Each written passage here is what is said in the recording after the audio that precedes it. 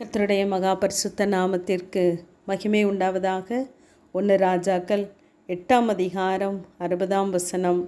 நான் கர்த்தருக்கு முன்பாக விண்ணப்பம் பண்ணின என்னுடைய வார்த்தைகள் இரவும் பகலும் நம்முடைய தேவனாகிய கர்த்தருடைய சந்நிதியில் இருப்பதாக என்று சாலமோன் கர்த்தருடைய ஆலயத்தை பிரதிஷ்டை பண்ணும் பொழுது இந்த வார்த்தையை சொல்வதாக நாம் கவனிக்கிறோம். நாமும் நம்முடைய வாழ்க்கையிலே தேவனுக்கு முன்பதாக நாம் அநேக விண்ணப்பங்களை ஏறெடுக்கிறோம். ஆனால் அவைகள் அனைத்தும் இரவும் பகலும் நம்முடைய தேவனாகிய கர்த்தருடைய சந்நிதியில் இருக்கிறது என்பதை மறந்து போகாதிருங்கள். சாலமோன் சொல்லும் பொழுது, அடியானுடைய நியாயத்தையும் தமது ஜனமாகிய இஸ்ரவேலின் நியாயத்தையும் அந்தந்த நாளிலே நடக்கும் காரியத்துக்கு தக்கதாக விசாரிப்பதற்கு நான் வைத்த ஒவ்வொரு வார்த்தைகளும் உம்முடைய சமூகத்திலே இருக்கிறது என்று தேவன் மேல் உள்ள நம்பிக்கையை அங்கு வெளிப்படுத்துகிறார்.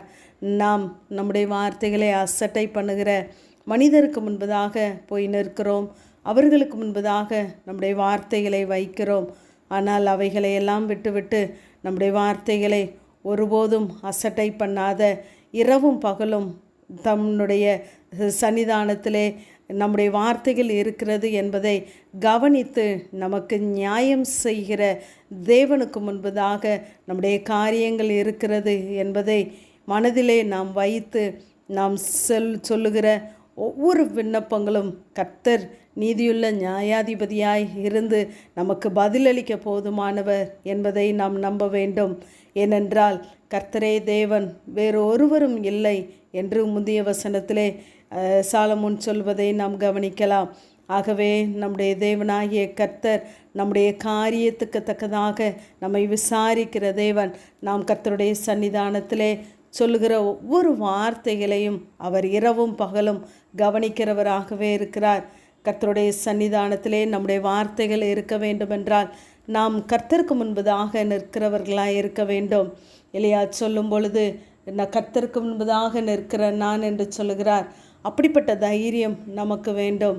ஆதியாகமம் 18ஆம் அதிகாரம் 22ஆம் வசனத்திலே அங்கு ஆபிரகாம் சொல்லும் பொழுது சொல்லுகிறார், அங்கு சோதோமைக்கு அழிப்பதற்காக அங்கு புருஷர்கள் வருகிறார்கள். ஆனால் ஆபிரகாமோ கர்த்தருக்கு முன்பாக நின்று கொண்டிருந்தான், பின்னும் கர்த்தருக்கு முன்பதாக நின்று கொண்டிருந்தான் என்று வாசிக்கிறோம். நம்முடைய சோதனைகளின் நேரம் நாம் தேவ சமூகத்திலே போய் நிற்கிறோம். அதை காட்டிலும் நாம் தேவ சமூகத்திலே நிற்கிறதை பழக்கமாக்கி கொண்டு அதை நம்முடைய வாழ்க்கையிலே வழக்கமாய் வைத்திருப்போமானால் நம்முடைய வார்த்தைகள் ஒவ்வொன்றும் தேவனுக்கு முன்பதாக இரவும் பகலும் இருக்கிற அந்த வார்த்தைகள் நமக்காக பேசிக்கொண்டே இருக்கிறதாகவே இருக்கிறது. ஆகவே நாம் எதற்காக ஜெபிக்கிறோமோ அந்த காரியத்தை நாம் அசட்டை பண்ணாதபடிக்கு தொடர்ந்து தேவ சமூகத்திலே நாம் நம்முடைய வார்த்தைகளை வைக்கிறவர்களாய் இருக்க வேண்டும். ஆபிரகாம் பின்னும் கர்த்தருக்கு முன்பதாக நிற்கிறவனாக இருந்தான். நம்முடைய சூழ்நிலைகளின் நிமித்தம் நாம் தேவனை சந்தேகிப்பதை விட்டுவிட்டு நம்முடைய வார்த்தைகள் தேவ சன்னிதானத்திலே இருக்கிறது என்பதை உணர்ந்து நாம் ஜெபிக்கிறவர்களாக இருக்க வேண்டும். நமக்கு சந்தேகம் வருவது இயல்புதான். ஆனால் தேவ சமூகத்திலிருந்து அதே சந்தேகத்தோடு நாம் எழும்பி வரக்கூடாது. நாம் தேவ சமாதானத்தோடு கூட திரும்பி வர வேண்டுமென்றால் நமக்கு இப்படிப்பட்ட நம்பிக்கை இருக்க வேண்டும். என் ஜெபத்தை தேவன் கேட்டார். என்னுடைய விண்ணப்பத்தின் சத்தம் தேவ சமூகத்திலே இரவும் பகலும் இருக்கிறது என்ற நம்பிக்கை நமக்கு இருக்குமானால் நாம் இன்னும் பின்னும் தேவனுக்கு முன்பதாக நிற்கிறவர்களாய் எல்லா சூழ்நிலைகளிலும் தேவனை மாத்திரம் பற்றி கொள்ளுகிறவர்களாய் இருப்போம். ஆகவே இப்படிப்பட்ட நம்பிக்கை நம்மிடத்திலே உண்டாகும் பொருட்டு இந்த நாளிலே தேவ சமூகத்திலே நம்முடைய விண்ணப்பங்களை வைப்போம்.